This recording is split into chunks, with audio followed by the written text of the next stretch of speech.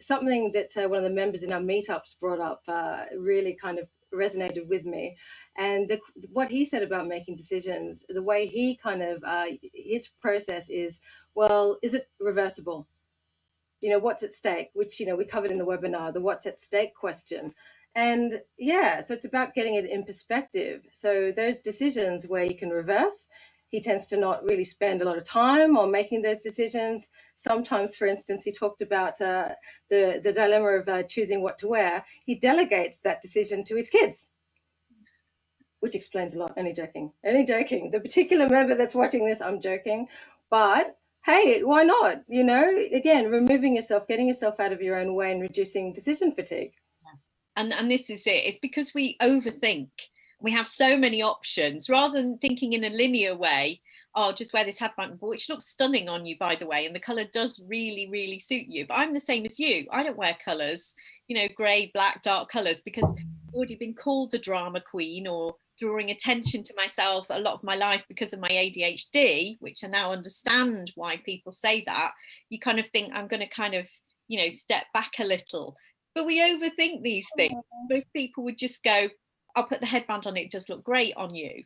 But so what do we do about this? It's about sort of minimizing these, and building habits is one way to bypass that executive dysfunction that we have about making decisions. So if we build in habits like planning the week's meals on a week or two in advance and having a 2 or 3 week rolling menu, it just removes all that. And I'm saying this as if I do that. Yeah. I'm saying this as if, I've got it all nailed and I have a 3 week rolling menu. No, tonight I don't have a clue what we're going to eat for tea. And it's always that stress of, have I got stuff in? All of this kind of thing. But if we just spent a little bit of extra time, maybe doing an audit, which we suggested to our members this week, of what decisions tax us, what type of decisions, because there's the type of decisions that are just reversible and not important, like, do I wear this headband, what to cook for tea, that tax our executive function.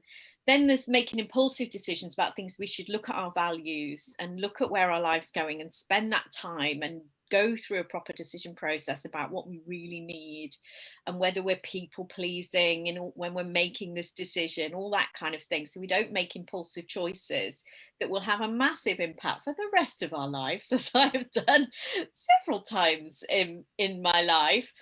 Or the paralysis that we get with decisions, where we just shy away, head in the sand, ostrich, not wanting to look at it. I know I need to make a decision about this, but I can't face that decision-making process, whether that's to do with an emotional decision, huge life-changing decision, or executive dysfunction. So we need to do an audit and what we could do about this, where we could enlist support from others to talk through that decision-making process.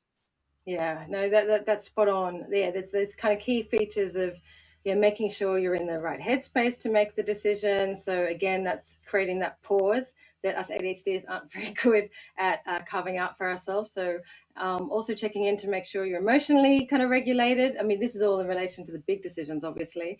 And then with those kind of smaller decisions that aren't really that impactful, that really do paralyze us, though, definitely kind of planning ahead, but also maybe delegating that decision to someone else, or like, what you talked about in the webinar on habits, reducing decision fatigue and setting a rule, for yourself. Again, getting out of your own way. But definitely I feel, and this was interesting because I saw in the chat, when we're talking about the headband thing, I think a lot of what does hold us back for us ADHDs is definitely that fear of failure and rejection. So much, seriously, Mish, so much comes back to RSD. If we just gave ourselves permission to just, like speak our truth, go out there, play a bigger game, wear, the thing that makes us happy, that sparks joy, right? Like, how different would all our lives be if we could operate from that place?